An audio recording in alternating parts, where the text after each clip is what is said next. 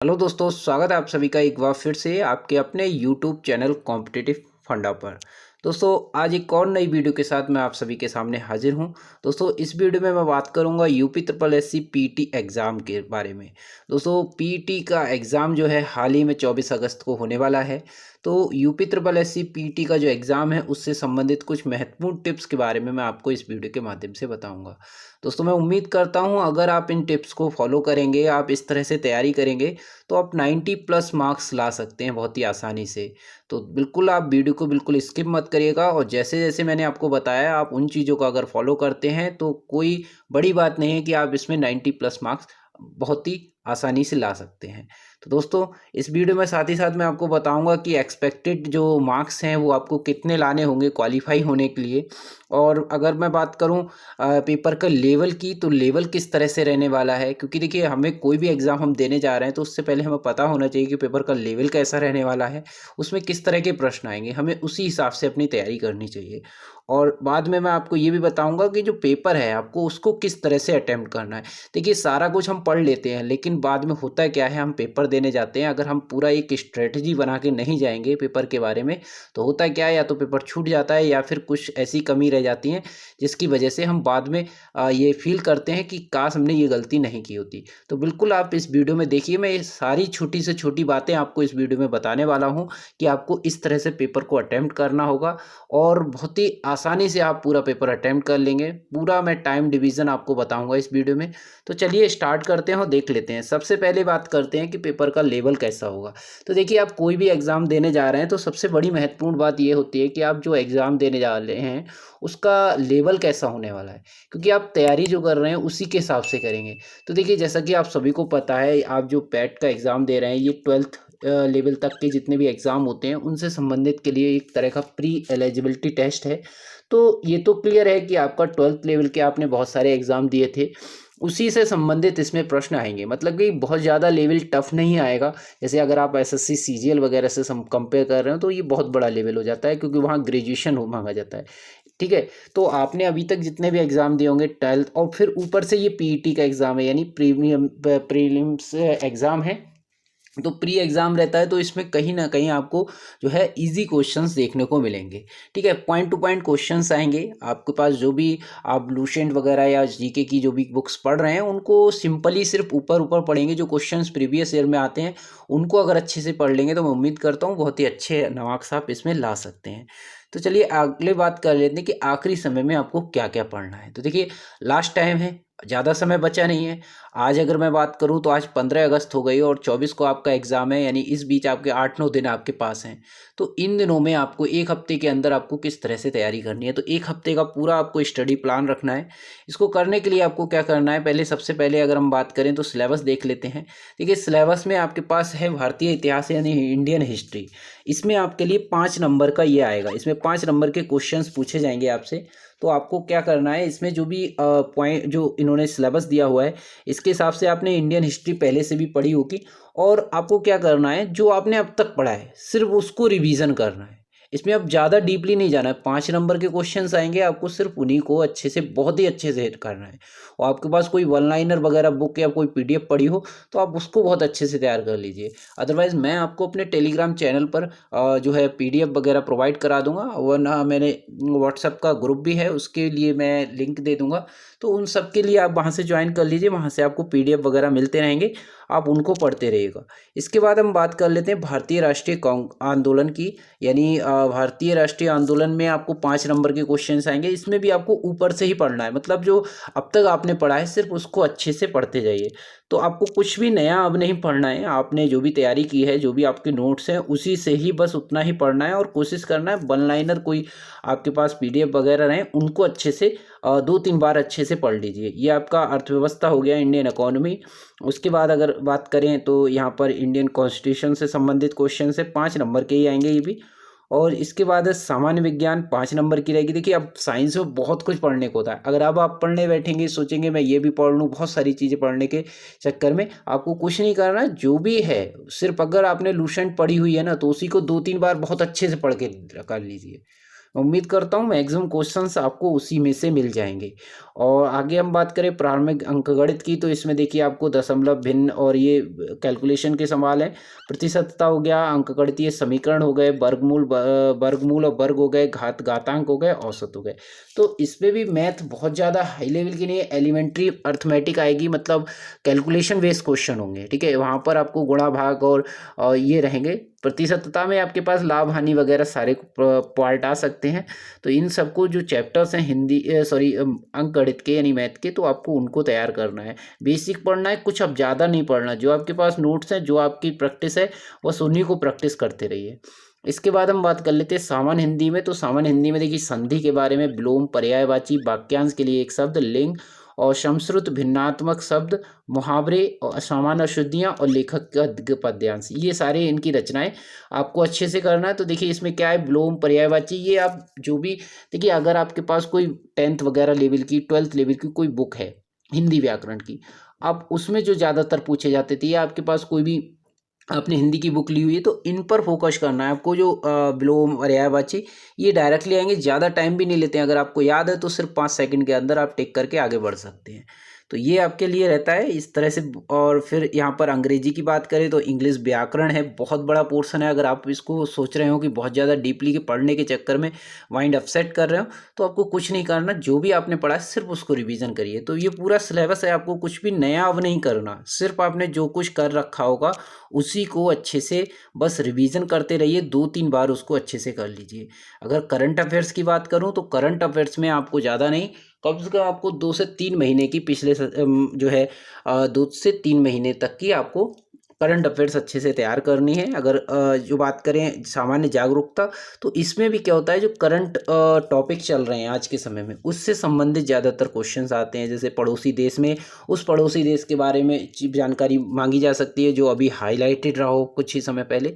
तो इस तरह से ये जो चीज़ें हैं आपको अच्छे से याद रखनी है। इसके बाद बात कर लेते हैं हिंदी गद्यांश, इसकी विवेचना वगैरह। तो इसमें क्या है, गद्यांश होंगे।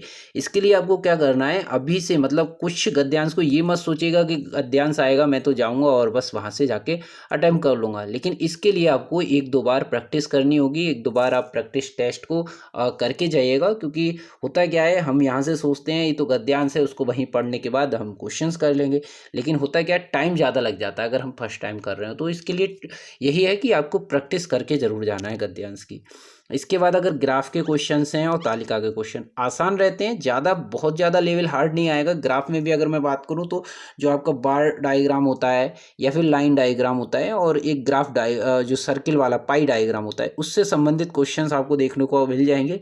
तालिका में आपको बहुत ही सिंपल से रहेगा, कैलकुलेशन आपको डाटा दे रखा होगा, उस डाटा के आधार पर आपके क्वेश्चंस रहेंगे। तो ये सारी चीज़ें आपको रहेंगी। किस तरह से, आप ज़्यादा आपको कुछ पढ़ना नहीं है, जो आपने पढ़ा हुआ है बस उसी को अच्छे से प्रैक्टिस करना है। बस प्रैक्टिस आपको करना है, कोई भी चीज़ छोड़ के नहीं जाना है उसको। बस इन 7-8 दिन में आपको अच्छे से प्रैक्टिस कर लेनी है। अब बात कर लेते हैं कि पेपर को कैसे अटेम्प्ट करना है। तो देखिए सबसे बड़ी चीज़ ये होती है कि हम पूरी तैयारी कर लेते हैं। अगर हमने पेपर को पहले से अटेम्प्ट नहीं करके देखा है, और या फिर हमने ये स्ट्रेटेजी नहीं बनाई है कि हमें वहाँ जाकर कैसे पेपर अटेम्प्ट करना है। होता क्या है, सभी लोग जो भी एग्ज़ाम देने जाते हैं और बस पेपर मिला और 1 नंबर से शुरू हो गए और 100 नंबर तक करते चले गए। बस ये नहीं करना। अगर वहाँ पर क्वेश्चंस जो हैं जो है सब्जेक्ट वाइज डिवीज़न में मिलते हैं, मिक्स नहीं होते हैं।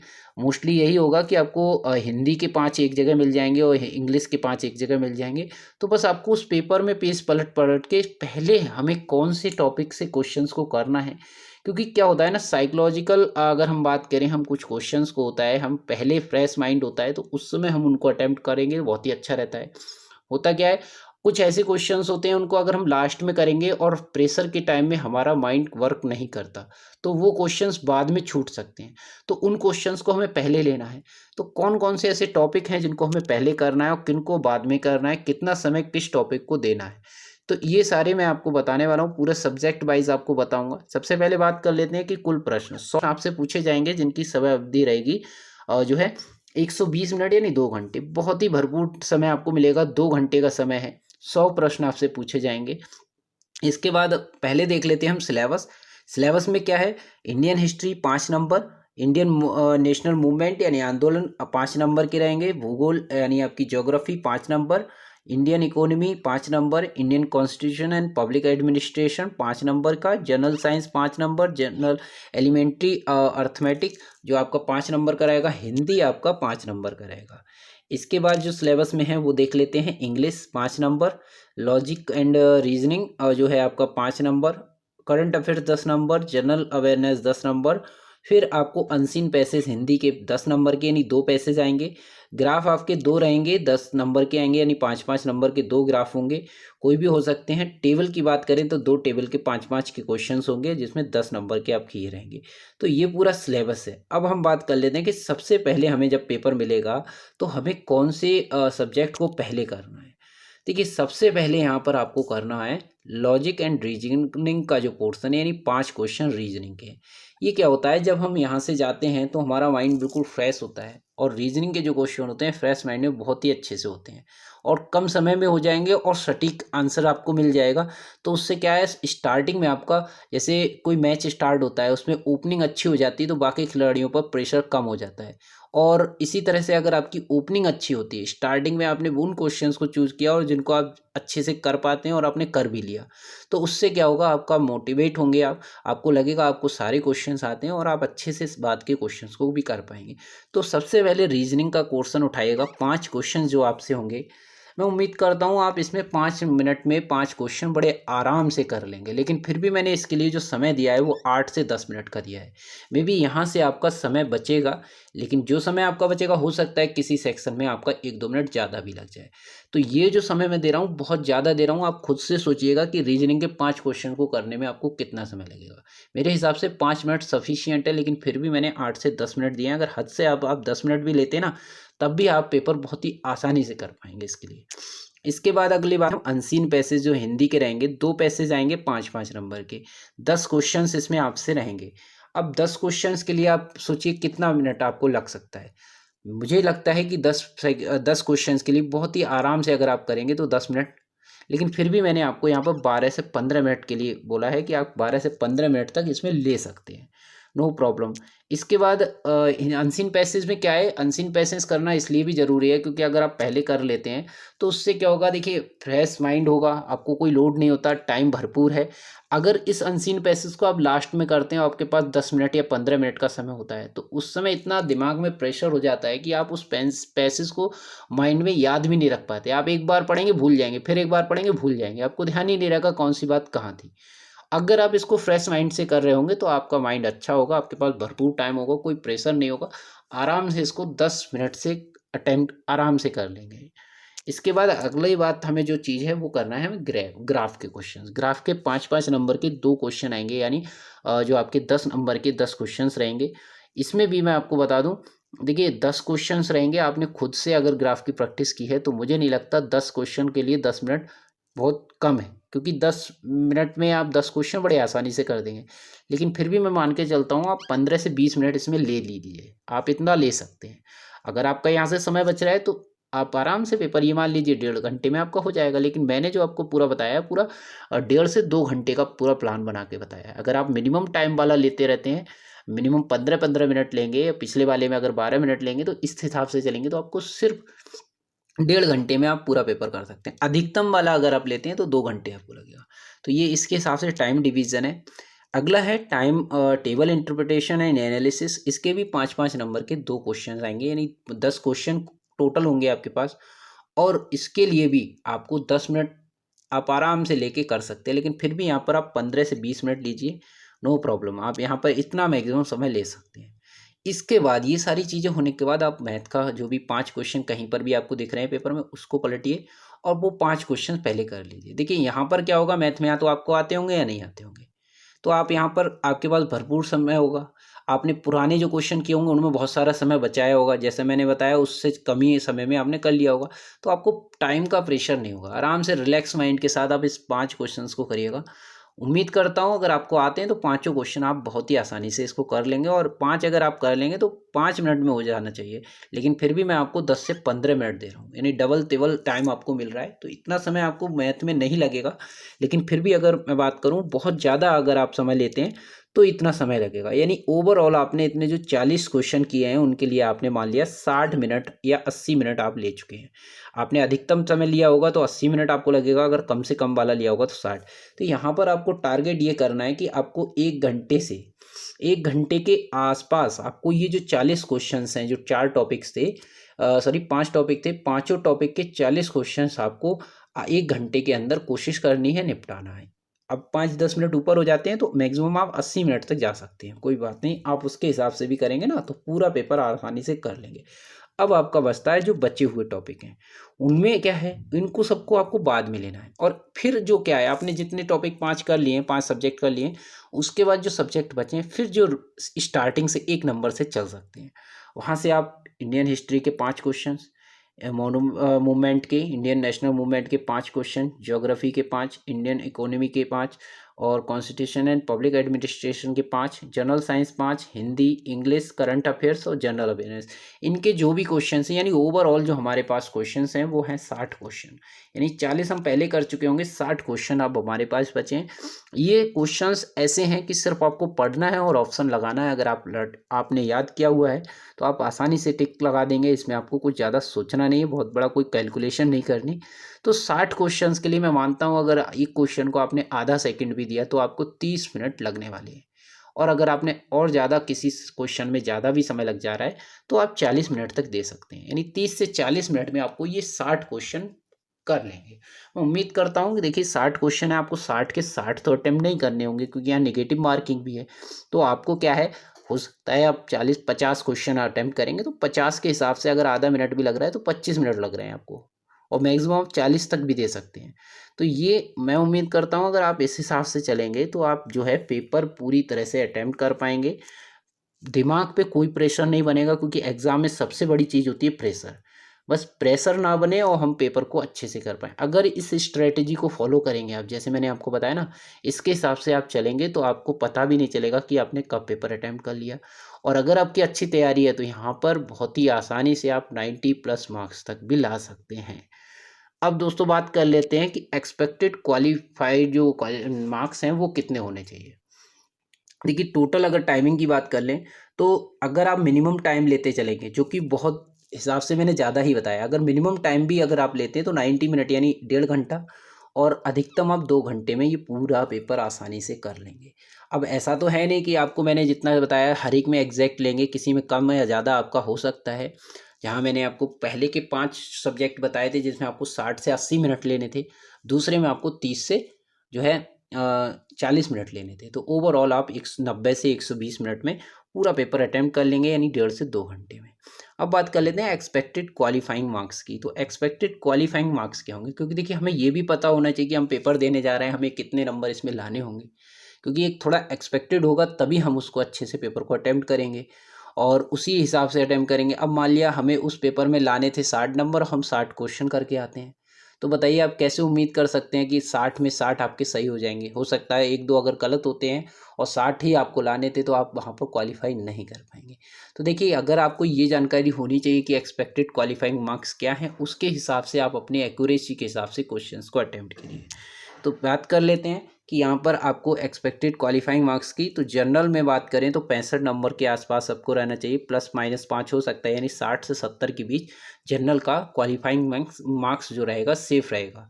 यानी इतना आप अपना टारगेट बना के रख सकते हैं। EWS और OBC में 60 नंबर का, SC में 50 और ST में 45, यहाँ 5 ± हो सकता है।